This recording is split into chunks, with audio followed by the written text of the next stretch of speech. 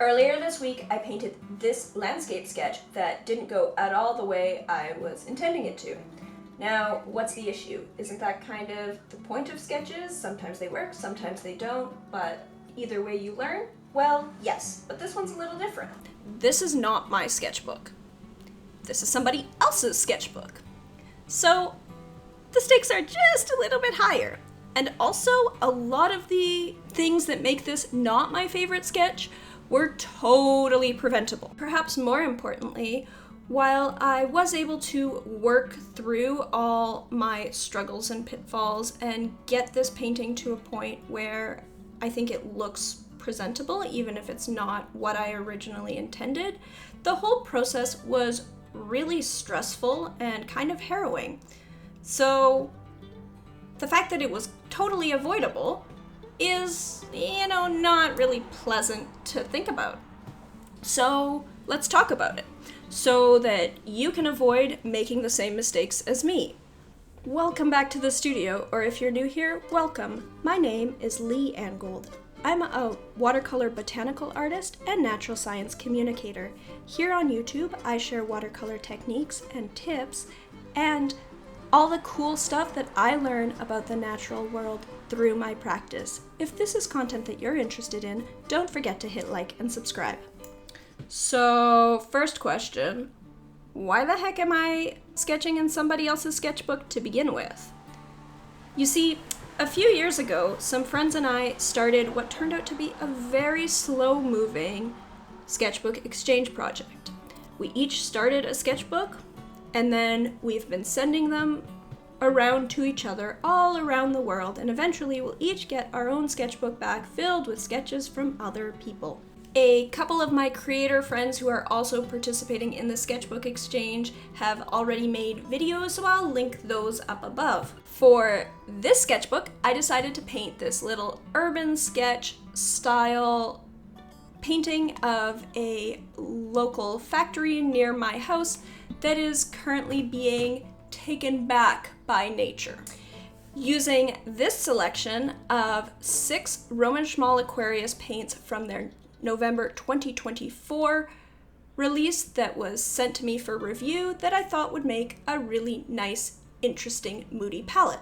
I'll make a separate video where I delve a little bit deeper into this palette because I don't feel like this sketch really did it justice. Also, I want to address the inevitable comments that are going to show up in the comment section about how this piece is beautiful and I should be proud to paint like this, and I am very proud of my painting skills, but this painting did not meet the specific goals that I set out for it.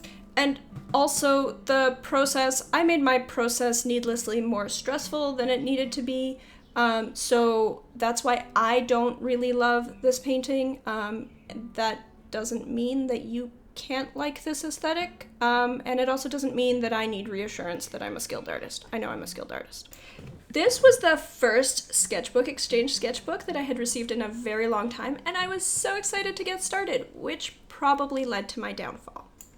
I had my eye on this old factory that's very near where I live. I would have loved to do this as an urban sketch painting on location. It's definitely close enough, but unfortunately we're in the middle of a heat wave and I do not handle heat at all. I live in Canada, but apparently I live in the tropical part of Canada and I do not approve.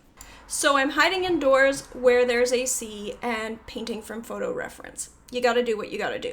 My problems with this painting started before I put a single drop of paint on my paper. In fact, before I even put any pencil down on my paper.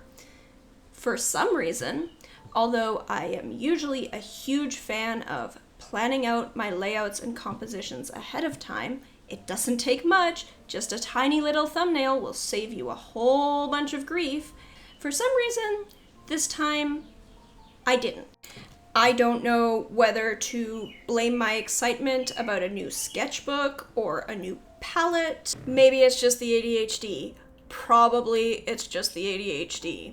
And so I taped out a painted border, and then I started tracing out some dots for my color swatches, and you can tell how little planning I had because there are 6 colors in this palette and somehow I didn't make enough room to fill all 6.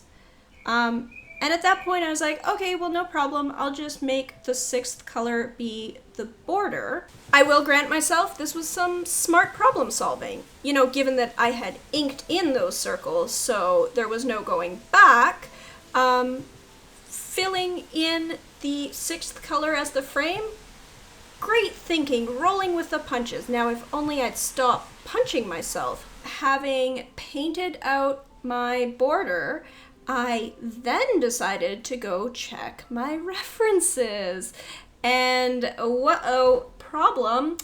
The main reference that I wanted to use was significantly taller and skinnier than this frame that I'd painted. Now, if I was a smart sketcher, this is where I would have gone back and finally done the thumbnail sketches that I should have done at the very beginning before ever putting down any tape. And that's not what I did. So I started haphazardly drawing lines, and unsurprisingly, they didn't really line up or make much sense. So, of course, I did the very logical thing and decided, fuck it, we'll do it live. I'm just going to start putting in paint. ADHD was really getting the better of me. So, yeah, that went about as well as expected. It would be one thing if it was just that my aspect ratio of my reference was very different from my frame, but I could cut off the top or bottom of my reference photo, just paint the portion in the middle, and I wanted to keep all of the angles and basic shapes the same within that area. But that wasn't really the case. You see, I'm not a huge fan of copying a photo reference exactly as it is and just basically making a photocopy in paint. I don't really see the point. If I wanted the photo, I could just print the photo. When I'm planning out a painting or sketch, I try to focus on my subject and what makes it interesting and compelling, and then just use my photo references as a visual reminder of details of the subject rather than taking a picture and then copying it how it is. What I found compelling and interesting about this scene, what drove me to take this reference photo in the first place, was the way that nature is taking over, literally dwarfing this big factory building. So you've got this big old industrial building and nature's taking over. You've got ivy growing over and down a wall. You've got this great big tree that dwarfs this factory building.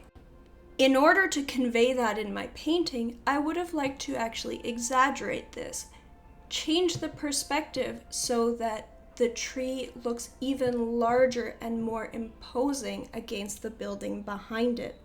This would have worked better with a taller and skinnier composition, actually exaggerating the tall, skinny composition of my reference photo rather than making it shorter and squatter.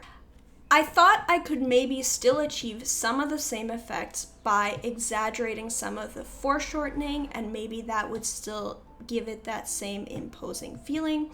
But of course, I hadn't done any kind of thumbnail sketching, and so I had these thoughts rolling around in my head, but I didn't really know how to achieve them, and yet I was still painting. The next hour or two would be the most stressful and unpleasant portion of this process. By this point, I was very deeply, viscerally aware of where I had screwed up earlier on in this process. Had this been a sketch in my own sketchbook, I probably would have quit about a dozen times already. I think it's likely that I never would have even started this sketch. I would have left an empty frame to fill in later and then started out a new page. But certainly soon after I started putting down paint, I had definitely realized that I was having to act very cautiously, timidly, like I was almost scared of my colors because I really didn't know where they were going to go. In my own sketchbook, I don't think that it's likely that I would have troubled myself to keep working on this page. I would have just left a very unfinished painting on one page and moved on to the next page and tried again, hopefully with some thumbnails this time. But because this is not my sketchbook, I kept on persevering, just trying to make something presentable, very gradually, timidly, adding in areas of paint to try to figure out a composition out of the mess that I already had. It was a humbling experience. It has been, honestly, probably close to a decade since I felt so scared of my paint. Very, very gradually, I started finding my shapes in this painting and starting to see some structure emerging. At this point, I was able to start blocking in some of my deeper shadows the way that ideally I would have done at the very beginning of the painting. Now I could finally start feeling a little bit more like myself and start enjoying my painting process. I love finding the shadows and making my subjects pop out of the page. I had to creatively reinterpret some of the elements of the building, moving windows around, resizing things, in order to get everything to fit in the way I wanted to and the way that I had blocked in my shapes. Nonetheless, objectively, it was sort of snapping together. It did look like a building. I had most of the elements I wanted, and now I could relax a little bit and just enjoy the process of painting. Unfortunately, my very timid, scared approach at the beginning of this process really impacted the visual language of my painting. Scared, timid strokes look scared and timid. They look stiff. I had chosen this specific range of colors specifically because I wanted to create some moody, interesting paintings, and I thought these deep, granulating colors would really help me with that. This scene also drew me in. I'm fascinated by the brickwork decaying, the ivy and trees growing over the building, how the window panes on an old factory building like this one all weather and get replaced differently, and so they form this grungy, aged patchwork quilt of different colors and textures. I thought it would be great to use these deep granulating colors and create this moody scene. Unfortunately, because I was so focused on making sense of the mess that I created at the beginning of this painting and had been very hesitantly painting with very little water, very light washes, all of that effect was basically lost. Instead of this moody scene with bold color choices, I had a very quiet, washed out interpretation of this building. If I'd planned ahead, I might have even tried playing with the color of the sky. Can you imagine if I'd done something like this mineral pink for the sky? But by this point, it was too late to start with that. Or maybe there could be more tonal variation and some granulation and blooms showing up in the brickwork if I'd allowed myself some more freedom. I decided to sleep on it, come back to it the next morning. I came back the next morning feeling refreshed and ready to start adding some more contrast and interest and really make this kind of blah painting pop. Alas, while sometimes when I come back to a painting in the morning, it looks a lot better, this one still looked kind of sad to me. It was just really lacking that punch and interest that I wanted, and I knew that I wouldn't be able to gain that back easily. So I focused on making this as clean and clear as possible and working on the contrast so that at least it looks nice, even if it completely missed in terms of what I was aiming for with this painting. I did have one stroke of genius, which I'm quite proud of. I decided to peel away the tape and actually paint the tree extended over the frame so that it's coming out. This both allowed me more height than the frame that I had originally painted, as well as creating some extra impact because of the tree coming out of the frame.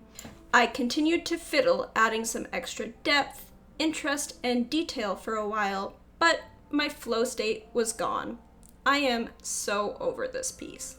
It looks fine, but I completely missed the mark on what I was hoping to achieve with this painting, and so I'm over it. Still, I guess I learned a bunch of lessons from this. Number 1, don't skip your planning steps. Don't ever skip your planning steps. You will regret it. Secondly, most things are fixable. Although I started this painting in all the wrong ways, I was able to rescue it to where it is presentable, even if not what I had been hoping to achieve with it.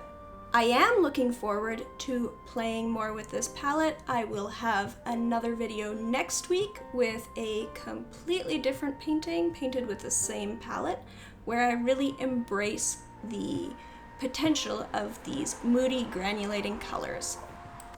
Sometime, not right away, I would also like to revisit this scene and try again. I think it really does have potential as a composition. I just didn't really hit the mark this time. Anyway, for now, it's time for me to package up this sketchbook and send it to its next painter. Thank you so much for joining me. As always, don't forget to hit like and subscribe if you haven't already. Ring the notification bell so that you'll be notified when my next video comes out. Thank you so much for joining me, and I will see you in the next one. Thank you so much. Bye-bye.